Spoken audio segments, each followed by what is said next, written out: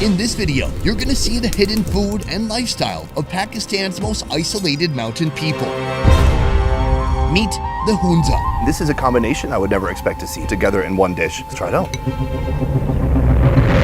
But first, let's back up.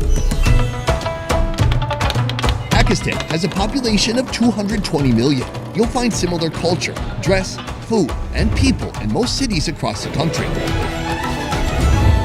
That is, until you get here.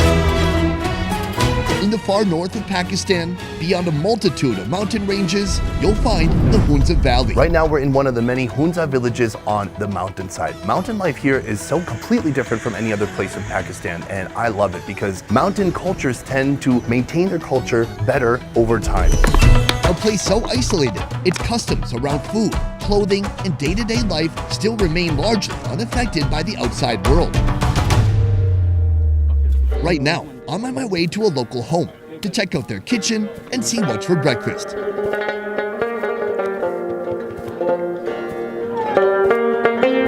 So we are continuing along right now, going through this narrow path and up to a local home. You have to come up these steps here. The steps are made out of stone, built into the house, and you have to be careful because there is no railing here. There are two ways to enter, on the bottom floor and here on the top floor. Right through this miniature short door meant for Joe Pesci. You walk in, you see the main gathering room, and then after that, the kitchen. Let's go. We're in the house of Sadia. Generations of her family have lived here, going 400 years back. Right now, Sadia and her mother are making breakfast. Good morning. How are you doing? Yeah, how are you? I'm also just, yeah. She's making a couple different items for breakfast. Right now, this is gonna be a pancake, and then here is a fire. She's flipped the pan upside down here, so this will become the hot surface for the pancakes to cook on. What is your favorite thing to cook? Is it gebratane noodle in India? No. It's not that, really. I just thought maybe because this entire room is completely wallpapered with food packages of Indian rice. You know how when you cook, sometimes you throw away the box and you have to dig it back out because you're like, wait, how am I supposed to cook this again? They never have that problem here. Ghialin is a type of local pancake made from wheat flour, eggs, water, and apricot oil. Right now, she's taken a piece of dough and she's used the dough to spread butter on the pan here. Got a big scoop. Oh yes. This pan is roaring hot. Even my knee is about to catch on fire at this point. Hunza people like hot because in Hunza very cold. At altitudes of at least 8,000 feet, the air is thin and the climate can be harsh. About time to give it a flip. Oh, nice. I love the texture, the pattern on here. It looks like the top-down view of this village when you look at this. Houses built into the mountainside hug up against each other so no space is wasted. The thick stone outer walls stabilize temperatures inside when it's hot or when it's cold. Where is the smoke going? There. Oh, there's a hole there. In Hunza homes, the kitchen is located in the heart of the house, radiating heat and dispensing food. In this house, each floor has a kitchen. We're on the second floor right now. There's a skylight above us, so that's letting in all this natural light. And then there's this glass box right here, which lets in even more light for the floor below. What is this room normally used for? It's for summertime. You sit in here. And so you eat here? Yeah. Do you sleep here? Yeah. It is such gentle flavors, tastes homemade. You can taste like the wheat from the wheat noodle. This soup is like my kind of soup. I like my soup to be a bit lighter. Joining our meal, Ali, a Pakistani man on a mission to introduce his country's cuisine to the world. Though he hails from Islamabad, he hopes to one day retire in this region. One other interesting thing about the food here is they didn't add any spices, no sugar. Because how they like their food, that every ingredient has its own flavor. Right here, this is the pancake. Here she has apricot oil. Oof. She just doused these with oil. With this oil, you can dump it as much as you want and you shouldn't feel guilty because it's a very healthy oil. Let's try it out. If you like sweet, you add honey. Okay. It's not sweet now. It tastes almost more like a crepe than a pancake, which might have eggs in it. The apricot oil, I can't say it has a lot of flavor. It's food loop. It kind of makes it easier to slide down your throat. Yeah. It's very impressive, very interesting to see this side of Pakistan. Because people, if they know anything at all about Pakistan, it's probably more about the big cities and the hustle and the bustle and the parts that have some similarities to India. Here, completely different culture and different foods. It's obviously reflected here in what we're eating right now. Less seasonings, super local ingredients, nothing too intense. I love it. Very nice. The Hunza people, or the Hunza are ethnically known as the Burusho people, with a population of 60,000. They have their own distinct language, musical instruments, clothing, and customs. Residing in the highlands of the Himalayas, they're known for their longevity, with an unofficial life expectancy of 100 years. Are your grandparents around? Yeah. How old are your grandparents? 100? And they're alive? Yeah. That's pretty good. This is kind of what today is about. One, seeing a different lifestyle, a different way of eating and living here in Pakistan, but also trying to understand what is so different here that allows people to live these long, healthy lives. I'm very impressed by that. I must learn more. Ma'am, good day. How are you? I'm fine. How are you? I'm so excited to be here. Meet Ms. Lashma Zadi in her cozy mountainside kitchen. For 17 years, she's been whipping up regional favorites for locals and visitors alike. What are you doing right now? I'm making oil garma, yeah. This is the most vegetables I've seen so far on my trip. So you already made this for us. It's a chaptito. It looks kind of like a chapati. Local pizza. It's a local pizza. Yeah, yeah. Wheat dough is kneaded into a round shape. Add the filling, made of chicken and local spices. What is inside? Chicken, coriander, mint, onion, green chili, local saffron, garlic, ginger, little salt, cooking walnut, and apricot oil. You just gave away your whole recipe. Are you worried about that? Thank you. Yeah. Cover it with another layer of dough, then cook it in a hot pan with apricot oil. When both sides turn golden brown, cut and serve with goat cheese.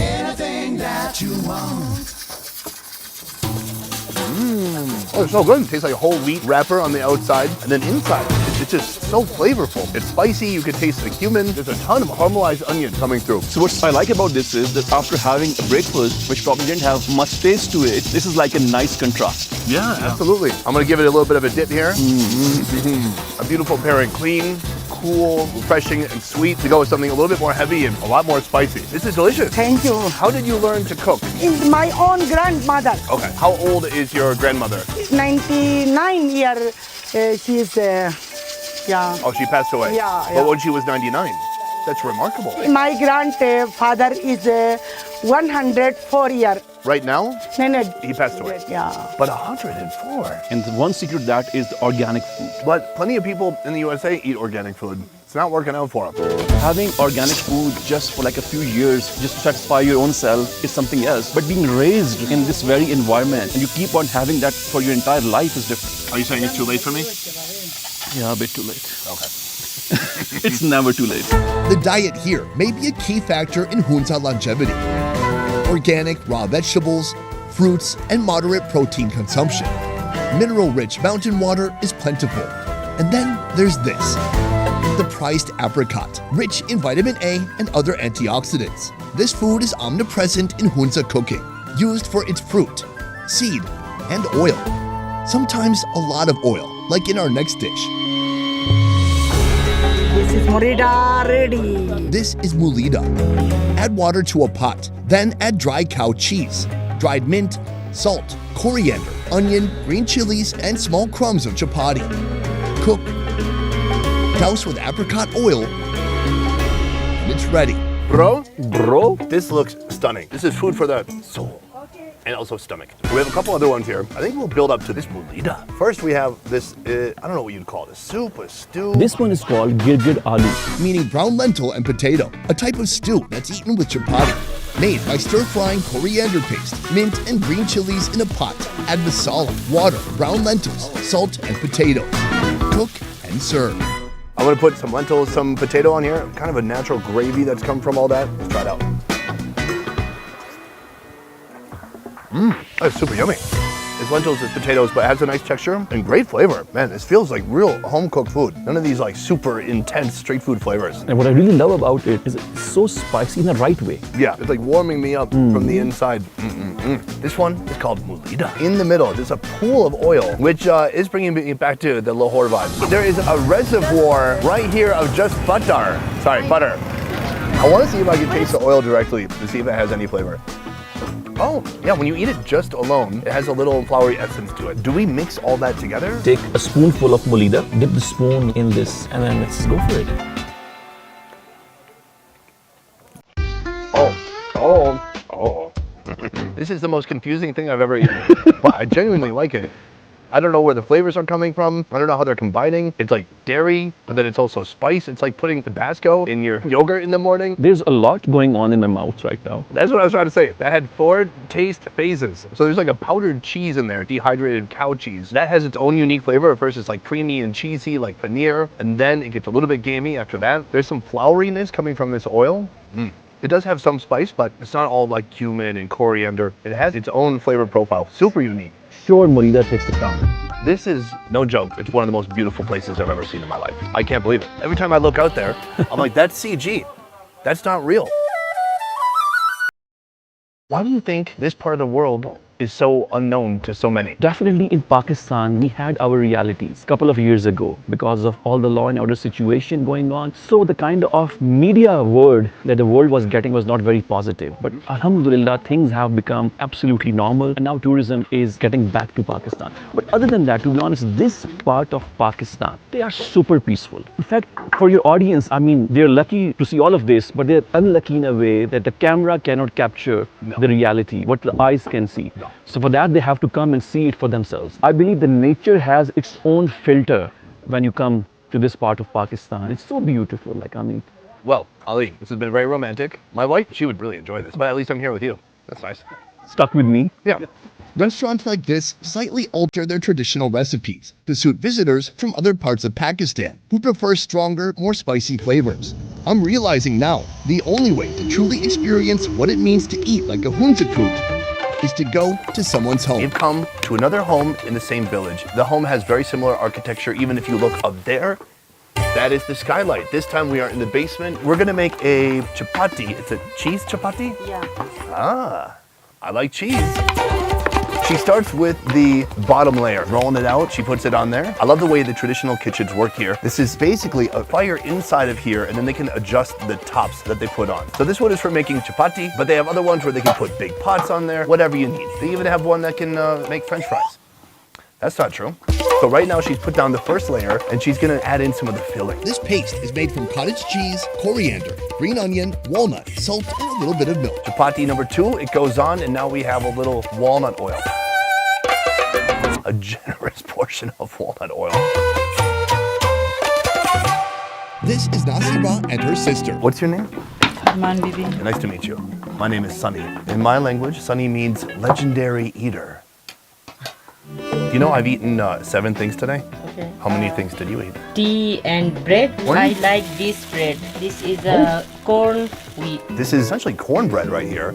Oh, you ate it already? Oh, I took too big of a piece. It's When you eat this bread, then not speaking. Because it makes your mouth so dry. Yeah. finish this bread, then talk. That's a really good idea. It's just like any good cornbread. It absorbs all the saliva in your mouth. Please wait. 10 minutes.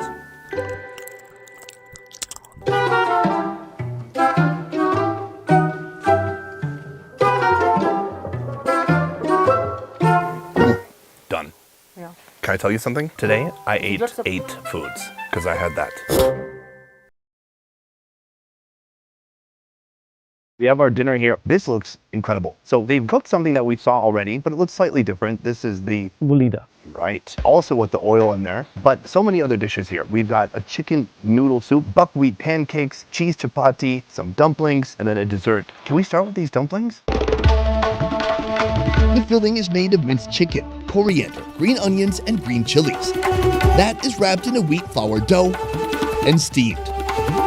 These may look like East Asian dumplings, but here they're called mantu. In Korea, this exact same thing is called mandu. There's no way that's a coincidence that the same food has a similar sounding name. Because the area that we are right now is almost bordering China and Central Asia. So that's why you find dumplings here, but not in Lahore. So different. That's fascinating. It has a really interesting combination of meat. It's like half meat, half vegetable. It tastes a little bit dry, not super juicy, but it's spicy. A little bit more mild, gentle flavors. Here they have cheese chapati. Try it out. Oh, it's good. It's very cheesy. It tastes almost like cream cheese with some chives inside. What's your favorite food here? This one. This is a soup? Sauté chopped onions, ground ginger, and garlic in olive oil. Add in minced chicken, ginger, more spices, and boil. When the noodles join the pot, you're minutes away from completion. Let's go for it. Oh, that's delicious. Super savory, really soft noodles, almost like a pho noodle. Chicken is really tender. And trust me, I love a soup with no bones. I hate when they give you soup and you have to do some of the work, like pull bones out of your mouth, put them on the table. This is very good. This is the buckwheat pancake. Quite different than the ones that we had in the breakfast. Is this something you eat a lot? यहाँ पे ज़्यादातर लोग So she's saying that this is one contributing factor to the longevity of the local Hunza people. It tastes healthy. Buckwheat is highly recommended for various health problems. Can it help gas? no. Oh, okay.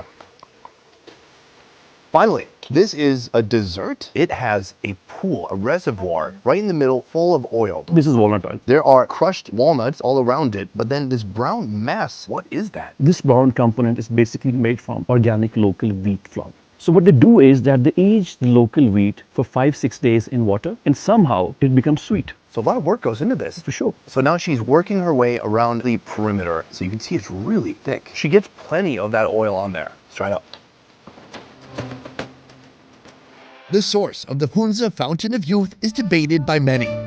This is one of the best desserts I've ever had. It's so fun to chew through, and then it's really dense, sweet texture. Is it the diet here? Is it the mountain water, fresh air, high elevation, the copious amounts of apricot consumption? Perhaps it's low-stress living, or the fact that traditionally, local folks would walk the mountains and work the fields for most hours of the day. You've been here your whole life. Has this place changed much since you were a kid? तो उसके बाद फिर पढ़ाई के लिए अब्बू यहाँ पे लेके आए. The biggest defining change for her in this entire region is tourism. Because back then, there used to be very few tourists, but now like tourists are coming in big numbers. So that has changed the overall landscape of the area. And now kids are more focused towards studies rather than... Oh, you need tea? Oh no, she's dying. Yeah. Oh, I'm okay. My saliva glands are like fire hydrants. Boom! That was the whole video here in Hunza. Ali has been an incredible ambassador to Pakistan, allowed us incredible access to do and see so many things we wouldn't be able to do without him. And for that, I say thank you. Guys, that is it for this one. Thank you so much for watching. I will see you next time. Peace! Oh, we really synchronized that time. That was really good. We are Let's go. improving. Yeah, I think we should jump in this lake. It's too cold. Oh, okay. Good point. Let's find a hot tub. Hypothermia.